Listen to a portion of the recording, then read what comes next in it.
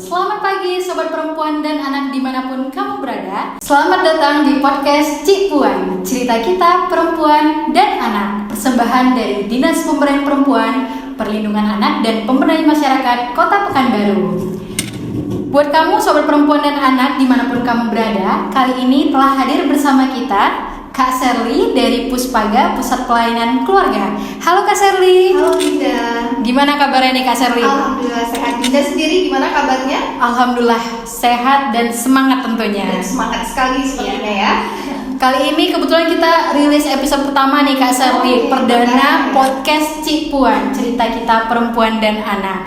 Kalau boleh tahu kita bakalan bahas apa nih, sedikit mengulik pembahasan topik utama kita pada hari ini nih Kak Sherly. Topik utama kita yang perdana ini tentang pemenuhan hak anak. Jadi kita akan spill sedikit apa saja sih hak-hak dari anak tersebut. Baik, sesuai dengan nama podcastnya ya Kak, kita bakalan fokus membahas antara perempuan dan anak. Nah, ini tadi kan kita udah perkenalan ya Kak Sherly dari Puspaga, Pusat Pelayanan Keluarga. Kalau boleh sedikit dijelaskan, mungkin banyak dari teman-teman pendengar yang belum tahu apa sih Puspaga itu? Oke. Puspaga, Pusat Pelayanan Keluarga itu orientasinya adalah untuk mengembangkan ataupun meningkatkan kualitas keluarga. Jadi kalau kita sudah berbicara keluarga ya Kak Dinda, otomatis di situ kita pada pemenuhan pemantauan fokus spesifikasinya kepada anggota keluarga, mulai dari orang tua, ya kan. Jadi persiapan situ sudah mulai dari calon orang tua, bahkan sekarang orang tua dan anak serta lingkungan sekitar seperti itu. Jadi di Puspaga itu kita punya layanan yang sifatnya edukasi Kak Dinda, terus juga kita punya layanan konsultasi dan juga konseling. Oke, berarti nggak hanya untuk ke calon orang tua atau orang tua, ternyata untuk masyarakat sekitar yang semuanya berperan dalam pemenuhan hak anak ini tentunya ya Kak Sherly.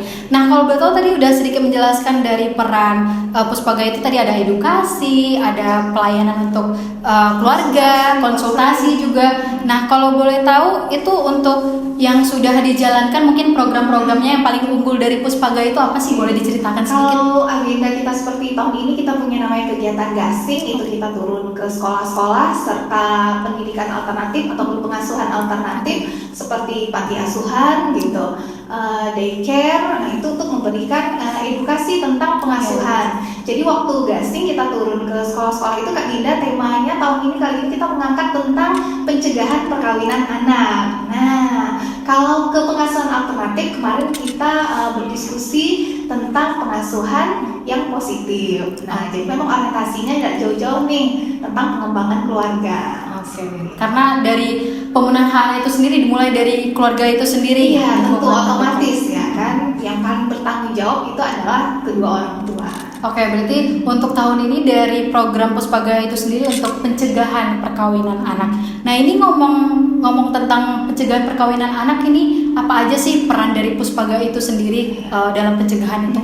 Jadi memang sasarannya adalah kalau ke peserta didik ya, untuk anak-anak itu kita meningkatkan kesadaran bahwa yang layak ya kan untuk menikah itu ada di usia berapa misalnya, lalu kesiapan-kesiapan apa baik secara fisik maupun psikologis yang perlu disiapkan nih sebelum nanti memasuki jenjang pernikahan. Betul. Lalu kalau sasarannya kepada orang tua serta lingkungan sekitar adalah untuk membantu mewujudkan ya kan kota gitu yang layak anak. Nah, gimana salah satunya adalah tadi tidak adanya lagi nih harapan idealnya ya Kak Dinda, pernikahan di usia anak. Kenapa? Lalu kita mengedukasi kenapa gitu kan? Why, orang pasti bertanya kalau dilarang atau ditunda itu kenapa? Itu explain-nya di situ. Lalu apa nih manfaatnya gitu kan untuk menunda dulu nih usia perkawinan anak, apa-apa dulu nih hak-hak anak yang harus terpenuhi sehingga akhirnya nanti kita selaku orang dewasa, selaku orang tua baru akan mengantarkan anak-anak kita ke jenjang pernikahan seperti itu. Oke, mungkin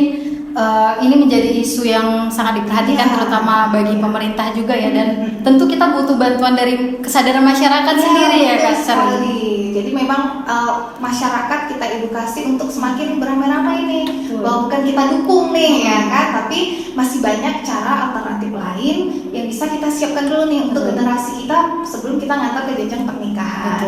Untuk menyamakan persepsi ya Kak Dinda tentunya. Karena pemerintah sendiri nggak bisa bergerak ya kecuali dengan bantuan masyarakat itu sendiri. Jadi namanya kita suatu negara ya memang harus bahu-membahu nih, nggak bisa hanya pemerintah, tapi memang kita merangkul dari sisi yang paling dasar yaitu keluarga. Oke, itu kan kita udah ngambil isu yang paling diperhatikan di negara Indonesia ini, terutama dalam pembunuhan hak anak ya Kak Sarli. Nah ini kita membahas secara general mungkin karena banyak orang-orang di luar sana yang nggak sepenuhnya paham tentang pembunuhan hak anak itu, apalagi dari orang tua nih kan. Dari menurut Kak Sarli sendiri, seberapa penting sih dampaknya bagi personality atau dalam perkembangan mental anak-anak itu dalam pembunuhan hak anak di lingkup keluarga mungkin? Oke. Kalau ditanya seberapa penting nih Kak Dinda, udah otomatis penting sekali. Betul, ya kan? penting. Karena yang namanya hak dasar. Nah mungkin kita spill dulu nih dikit ya Kak Dinda. Hak dasar anak itu apa saja sih? Ada 4 ya Kak. Gitu. Pertama adalah hak untuk hidup. Nah hak untuk hidup, lalu yang kedua hak perlindungan, yang ketiga ada hak tumbuh kembang, lalu yang keempat hak untuk berpartisipasi. Nah dari namanya lahir ya, proses kehidupan itu kan berawal dari kandungan lalu dilahirkan. Otomatis yang pertama hak hidup. Nah hak hidup ini ya inilah dasar ya kan. Pertama apa saja sih yang diperlukan hak untuk hidup itu gitu. Mulai dari mereka dilahirkan maka sudah ada nih hak-haknya, salah satunya mendapatkan Sudah mutlak haknya. Iya, sudah mendapatkan identitas. Makanya mungkin kalau kita lihat sekarang kan, bahkan kalau anak-anak lahiran di rumah sakit tertentu itu udah bisa loh ngurus akte kelahirannya. Tersebut semakin dimudahkan nih, gitu kan. Sudah ada nih kerjasama nih dengan Disduk Capil karena tadi memenuhi hak yang paling dasar yaitu mendapatkan identitas gitu. Nah kalau secara psikologis keempat hak anak ini ya wajib dipenuhi karena disitulah tumbuh kembangnya akan kita awal gitu. Kalau tidak terpenuhi nih keempat dasar ini, otomatis akan ada hal-hal yang jadinya ketimpangan gitu, baik sifatnya fisik maupun psikologis. Oke, itu mungkin dari udah secara mendasar banget yang benar-benar harus diperhatikan terutama bagi keluarga yang merupakan lingkup terdekat. Nah ini kan dari menjelaskan hak-hak dasar. Kalau dari orang tua sendiri perannya apa sih Kak? Karena tadi kan kita udah jelasin kalau dari hak hidup anak-anak bisa mendapatkan identitas, dan itu bisa bantuan dari pemerintah seperti Disduk Capil. Kalau dari orang tuanya sendiri gimana cara pemenuhan hak anak ini Kak? Kalau dari orang tua sendiri, kalau kita grab satu-satu nih Kak, yang berarti yang pertama hak hidup. Maka kalau sudah dinyatakan nih dari dokter, ya benar nih ibu hamil gitu kan, bapak ibu selamat gitu kan, otomatis itu sudah harus menjadi tanggung jawab orang tua untuk memelihara, memastikan bahwa anak tersebut akan lahir dengan baik. Nah bahkan kan kalau hidup itu kan gizi, asupan itu kan termasuk dari kebutuhan dasar dari kebutuhan hidup. Jadi sudah mulai orang tua memastikan bahwa memang asupannya, vitaminnya, gizinya mulai dari dalam janin itu sudah terpenuhi. Lalu masuk nih ke hak perlindungan. Otomatis kalau sudah dilahirkan, apa nih peran orang tua yang memberikan perlindungan dari segala bentuk kekerasan, terutama jangan di luar dulu nih, gitu kan. Yang paling pertama di dalam rumahnya, dalam rumah dulu. Tidak adanya adanya indikasi kekerasan dalam rumah tangga, baik pada perempuan maupun kepada anak sendiri. Lalu kalau tumbuh kembang, wah ini nih tugas pokoknya ya kan, tumbuh kembang. Tumbuh dan berkembang. Tumbuh itu kan ukuran yang bisa kita ukur ya, Kak Dinda, kayak tingginya, beratnya. Secara fisik ya. Tapi kalau perkembangan itu mungkin kita masuknya lebih kepada faktor psikologis nih. Fase-fase perkembangan yang mesti kita penuhi mulai dari 0 sampai dengan nanti usia dewasa gitu. Sampai dia bisa mengurus diri sendiri ya kan. Harapannya orang tua, apalagi zaman sekarang terbuka ya Kak, salah satunya dengan podcast seperti ini, media sosial, sudah mulai nih mempersiapkan kalau bisa menjadi orang tua apa saja nih yang bisa membantu stimulasi tumbuh kembang anak sehingga dia bisa mencapai tadi pertumbuhan dan perkembangan yang optimal, jadi nggak setengah-setengah lagi. Nah lalu kalau masuk ke hak dasar yang terakhir ya, berpartisipasi.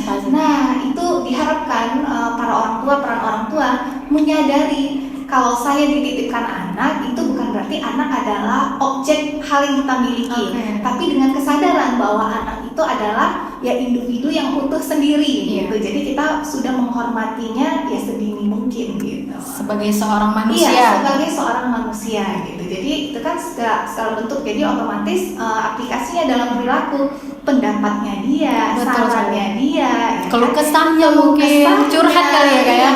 Itu maka wajib untuk orang tua memenuhinya, mendengarkannya. Sesimpel dari respect awal Pak, seperti itu sih Kak. Betul. Mungkin tadi emang benar yang kata Kak Sally, kalau dari 4 hak dasar anak itu kalau dari pandangan pribadi sih ya, ngelihat pengalaman teman-teman itu hak berpartisipasi masih kurang banget ya Kak. Karena melihat dari segan mungkin anaknya cerita untuk ke orang tua langsung karena dari kecil tidak dibuka nih selanya untuk mereka bisa bercerita gitu ya Kak ya. Jadi mungkin kalau zaman sekarang otoriter gitu kan, tipe parenting gitu ya kan, ngasuhan mungkin kalau katanya parenting itu, VOC. Iya, VOC ya bahasanya. Iya. Itu mungkin udah nggak relate lagi. Betul. Karena selain tidak relate dengan zaman, dengan generasi Gen Alpha ya kan, Gen Z yang sekarang terlepas dari itu, tapi yang paling mendasar adalah kalau kita terlalu otoriter gitu, nah kita jangan-jangan sudah melakukan pelanggaran hak nih terhadap penyimpangan ya Kak ya. Iya, seperti itu. Ternyata untuk dari memenuhi anak itu emang sebenarnya simple sih ya Kak, cuman untuk kita mulai dari memahami terus mempraktekkan lagi dari apa yang sudah kita tahu sebagai orang tua terutama dan juga keluarga. Nah, untuk dari ini kan Puspaga tadi menerima layanan dan juga edukasi nih. Mungkin dari yang sudah dilalui itu apa aja tantangannya Kak dalam pemenuhan hak anak terutama di lingkup keluarga itu sendiri? Oke, dalam lingkup keluarga itu lebih kepada tadi ya dalam pengasuhan. Bagaimana orang tua memastikan anaknya dapat tumbuh dan berkembang dengan semestinya, dengan optimal. Nah, terkadang kalau dalam pengasuhan ya biasanya kalau yang datang konsultasi ke Puspaga itu terkait pengasuhan nih, gitu ya kan, dimana ayah dan ibu harus satu persepsi dulu nih, ya visi misinya, menyatukan pemikiran dua pribadi ya. Jadi visi misi keluarga ini apa, value yang mau diambil atau diangkat pada keluarga ini apa. Jadi memang keluarga itu berdiri dengan utuh, bukan hanya sekedar hidup bersama, hanya sekedar dijalani dari hari ke hari, tapi kita udah punya target nih, visi misi dari keluarga ini apa, terus cara pengasuhan anaknya mau seperti apa, seperti itu. Ini berkaitan dengan pemberdayaan perempuan juga karena mungkin dari ini ya, dari mindset masyarakat tuh semua yang memegang alih itu ibu ya Kak ya. Semua yang mengajarkan anak dari kecil, bahkan dari hamil yang ngurusin asupan gizi juga ibu, bahkan sampai dewasa yang nyuciin baju dan segala macam. Mungkin lebih mengubah pandangan masyarakat tentang itu ya. Jadi kan sejatinya ya mungkin kalau contoh konkretnya nih ya Kak Dinda, mungkin kalau ibu itu kan memastikan nih, memberikan kasih sayang ya kan. Lalu tugas ayah apa? Nah, tugas ayah ya memastikan bahwa ibu juga dalam keadaan yang emosi yang stabil, yang tenang, sehingga dia mampu memberikan kasih sayang, kebutuhan kasih sayang kepada anaknya, seperti itu. Lalu misalnya nih contoh konkretnya apa nih peran dari lingkungan sekitar ataupun keluarga besar. Nah, keluarga besar juga memastikan gitu, memantau gitu kan, kalau ibu juga udah terpenuhi nih kebutuhannya, sehingga dia juga mampu mengasuh anak juga dengan tenang, dengan perasaan yang welas asih gitu. Karena dari ibu yang baik, ibu yang sehat juga bakalan menghasilkan generasi yang baik juga ya Kak Sally ya.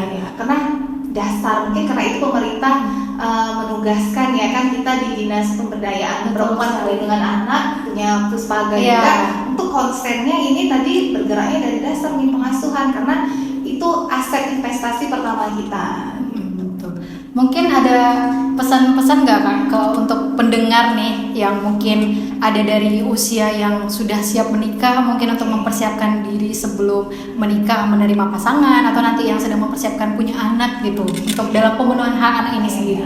Mungkin untuk teman-teman di luar sana yang sedang melakukan persiapan pernikahan nih, atau sudah mulai menemukan tambatan hatinya mau diajak ke jenjang lebih serius, boleh nih monggo datang ke Puspaga ngobrol-ngobrol untuk konsultasi pranikah. Nah, biasanya nanti sebelum ke KUA ya ada bimbingan juga, boleh nih di Puspaga untuk melakukan konseling pranikah. Jadi memang kita memastikan membantu para calon ibu dan ayah ini mendapatkan edukasi pengetahuan tentang ini persiapan sebelum memasuki pernikahan, sehingga begitu menjalani itu udah agak lebih soft gitu, nggak banyak karena sudah ada sedikit ilmunya, tinggal mempraktekkannya lagi. Benar.